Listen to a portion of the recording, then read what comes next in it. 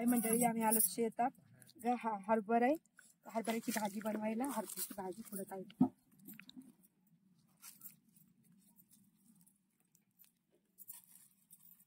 अशी शेंडीची भाजी करून घ्यायला लागते. त्या भाजीचा घोळणा करतात, त्या भाजीला घोळणा म्हणतात.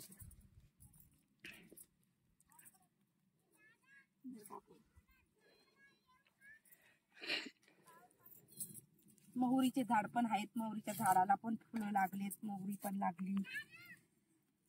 बघा राजमा पण पेरलेला आहे, तर राजम्याच्या झाडाला पण शेंगा लागल्यात, अजून हिरव्याच आहेत. आम्ही आता मी मस्त झटकून घेते. त्या भाजीला धुवत नाहीत, असं बोलतात धुतल्यावर चव नाही लागत, त्यामुळे आमच्या इकडे या भाजीला धुत नाहीत.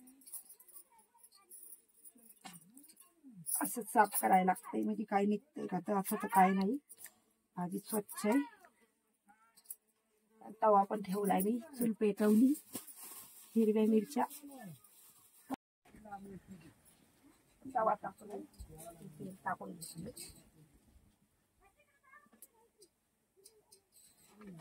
मिरच्याचे तेल टाकून घेतलंय मी, तर मिरच्या टाकून घेतल्यात, त्या टाकून घेत आहे.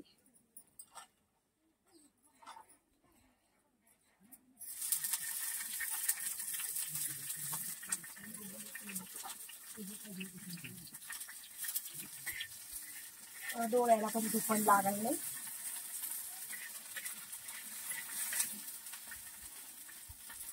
तुला जाव पण जरा जास्तच लागलाय.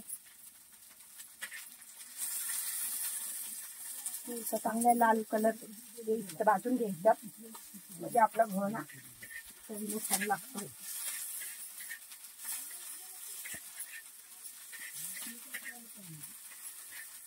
तिखट छान वाटतोय, जास्त तिखट पाहिजे, चव छान आहे.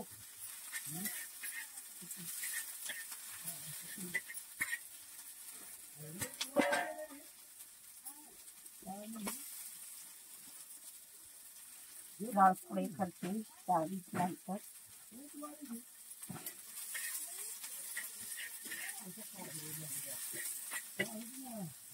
मिरच्या चांगल्या भाजून झाल्यात.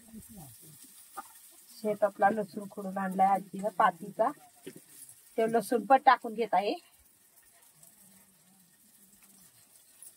त्या लसणानं पण चव येते भाजीला.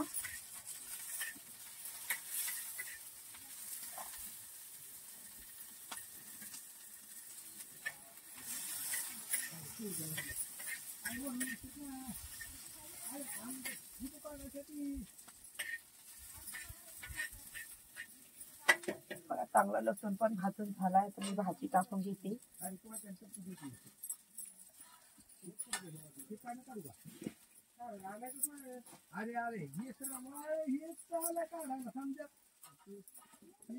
आता चवीपुरतं मीठ पण टाकून घेईल, मिठानं पाणी सुटतंय भाजीला.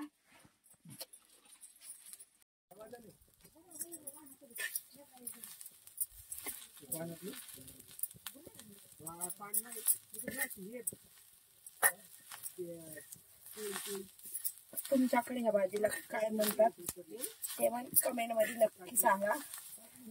हात धुवले त्यामुळे एकदम लवकर भाजी तयार होती.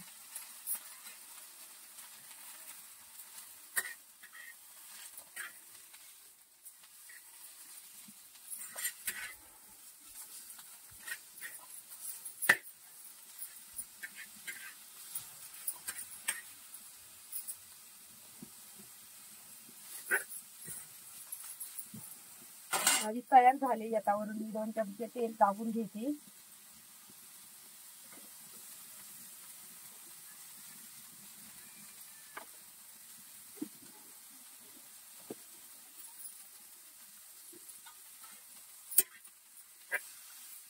भाकरी बरोबर छान लागते ही भाजी चपातीपेक्षा. तुम्ही पण करून पहा, सोपी रेसिपी.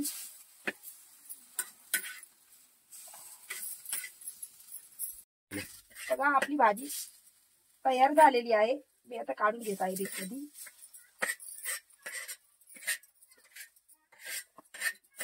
भाजी कशी झाली हे नक्की सांगा.